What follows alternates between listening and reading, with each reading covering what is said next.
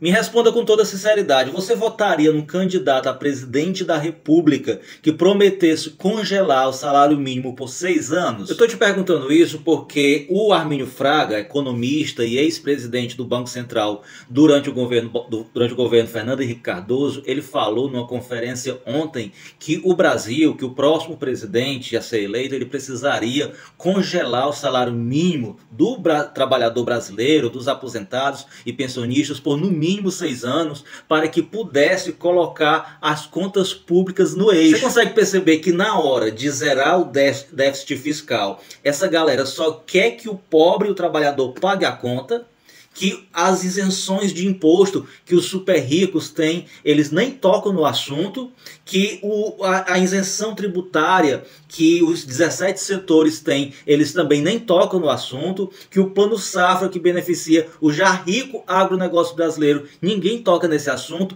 é sempre em cima do povo pobre e trabalhador que tem que pagar a conta. A elite brasileira, ela quer eleger em 2026 um presidente que faça esse trabalho, que coloque o pobre para pagar a conta, semelhante ao que o presidente da Argentina, Javier Milei, tem feito nesse país. O próprio Tarcísio de Freitas, que é o candidato que irá substituir o Bolsonaro porque ele está inelegível e que já foi escolhido pela elite e pela imprensa, já falou que nós brasileiros, que o Brasil precisa ser tão ousado como tem sido o presidente da Argentina. E o que é que o presidente da Argentina tem feito? Ele tem simplesmente, minha gente, congelado os reajustes dos salários mínimos dos aposentados e pensionistas e trabalhadores, tem tirado todo tipo de assistência e benefício social que os mais necessitados precisam, e tem mantido os mais ricos e o mercado financeiro e toda a elite continuando usufruindo de todas as benesses que um governo pode dar a esse grupo. E quem sai às ruas para protestar, ele coloca as suas polícias para bater e prender, igual fez com os pobres aposentados e pensionistas recentemente. A violência lá foi tão grande para repreender essas manifestações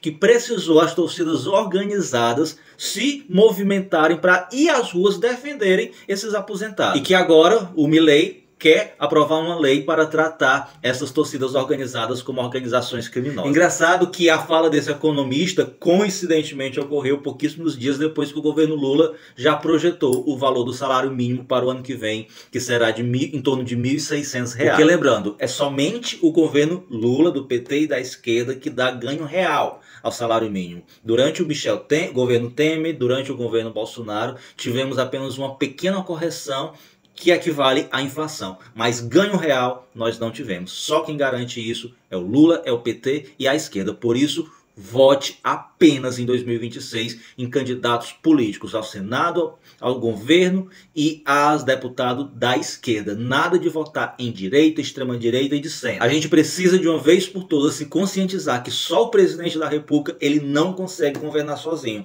se não tiver uma base da esquerda para lhe dar todo o suporte. O perfil nas redes sociais da Polícia Rodoviária Federal do Rio Grande do Norte fez um comentário criticando o Lula e elogiando o Bolsonaro. Por favor, desconsidere os erros de português, porque mesmo sendo um concursado da PRF, o bolsonarista que fez isso, ele continua burro, tá?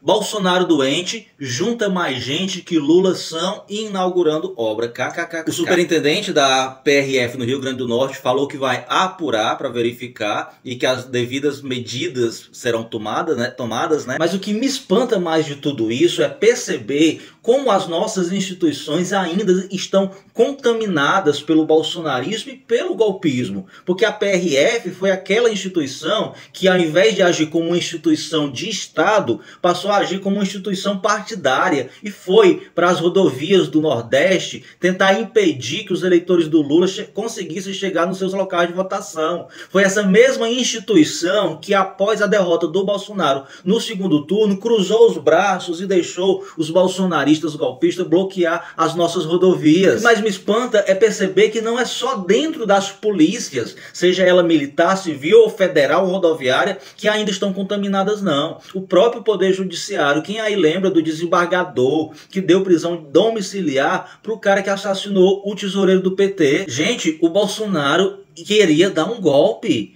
tinha um plano para matar o Lula, o Alexandre de Moraes e o Alckmin. E você vê ainda hoje deputados e senadores assinando projeto para votar anistia para toda essa galera. Você vê a imprensa querendo comparar o Alexandre de Moraes com o Sérgio Moro, como se o Alexandre de Moraes fosse um juiz incompetente e um juiz parcial como o Sérgio Moro foi. O golpismo ele está entranhado nas elites, nas instituições e na imprensa brasileira. Foi assim em 1964 e teria sido assim também em 2022 se os Estados Unidos tivessem permitido que os nossos militares dessem o golpe. Porque, repito, essa narrativa criada de que os militares da alta cúpula das Forças Armadas impediram o Bolsonaro de dar o golpe é mentirosa. Quem impediu foi os Estados Unidos. Se os Estados Unidos tivessem dado o ok, igual deram em 64, eles teriam dado o golpe do mesmo jeito. Não deram porque ficaram com medo de ir pra cadeia. Mas a única maneira de nós mudarmos definitivamente essa situação no nosso país é nós não votarmos mais em nenhum político da extrema-direita,